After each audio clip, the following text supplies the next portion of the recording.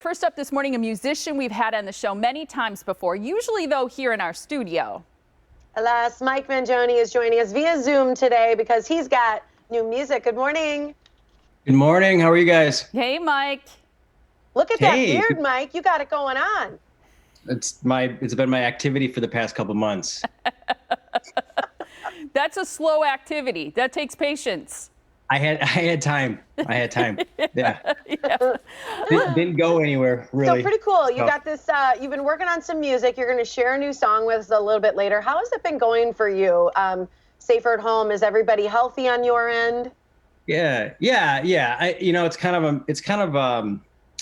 It's two-sided coin here because I had about 15 flights that were canceled right in March, and so there's a lot of travel, a lot of income, a lot of work that didn't happen, and it was a little scary at first. But the other side though was I've been with my family so much, which I think in my opinion is a good thing.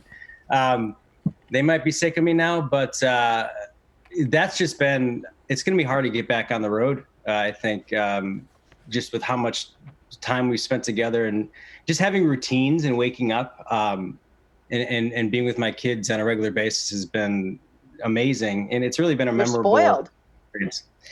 It's been great, but I am excited to get back out and start playing some music. So, and that's kind of how this whole EP came about, was through just sitting at home and looking through some old stuff and figuring I should probably be productive. So there you go. Not just growing a beard. So Kill the Blues is out this Friday.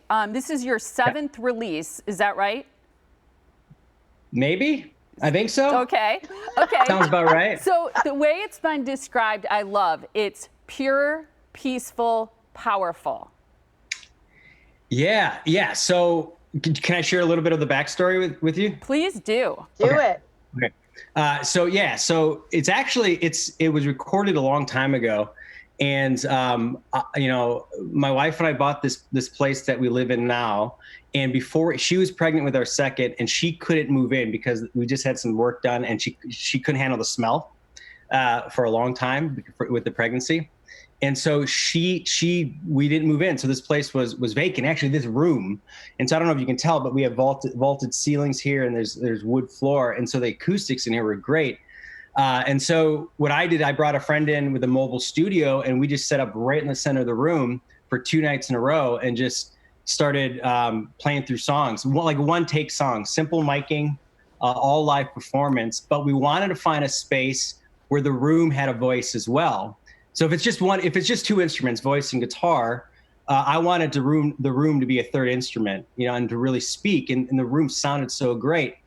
And so I went through, I did a couple older songs from like releases that I had already in my career. And then I did some new ones that I've never released before. And then I did a Peter Gabriel cover because I'm a huge Peter Gabriel fan. And so sitting here with, during this whole pandemic, I was just kind of looking through things and trying to think of what to do. And I was finding, different ways to make it all work. And I came across those recordings. I was like, well, I got to release these. I mean, I don't know why I wouldn't. So I worked on mixing and mastering them. And that's how it's come about. So I think it's so cool because, it's described as this up close and raw soundscape that Molly kind of described before. And I think what's interesting is you say you kind of plucked out some old songs that you had. And I find that interesting as someone who's not a songwriter, is that you have songs that you don't know where to put them or that you've never released. And to me, sometimes I think there's always so much magic when as a listener, we get a peek at some of the songs that songwriters haven't released or that have held on to for years. How do you feel about that in terms of the ones that you'd kind of held on to?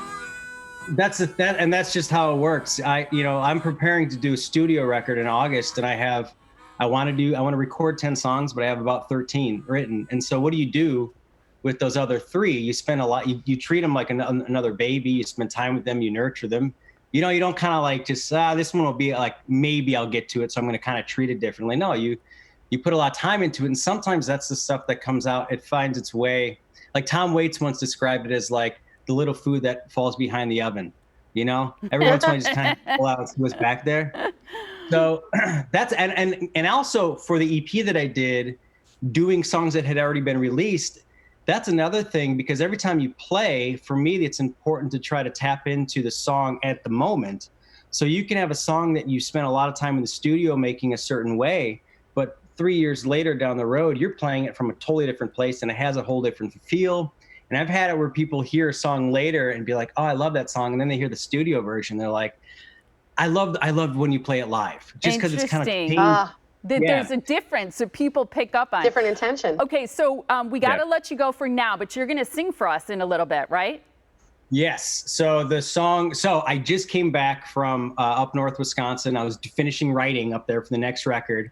It's where I love to go to write. And so you'll see the video is me sitting up north. I wanted to rub it in your faces. So I'm sitting in this beautiful landscape and playing one of the songs that has not been released before, but might end up on the next studio record. I don't know. But Well, we are looking forward to it. So hang tight there, kind of loosen up those vocal cords. We're going to share information so people can find out more about your music and all your awesome stuff. It's MikeMangione.com. He's on Instagram, he's on Twitter, he's all over social media. You got to check those out too. We're going to hear him sing in a little bit. I cannot wait.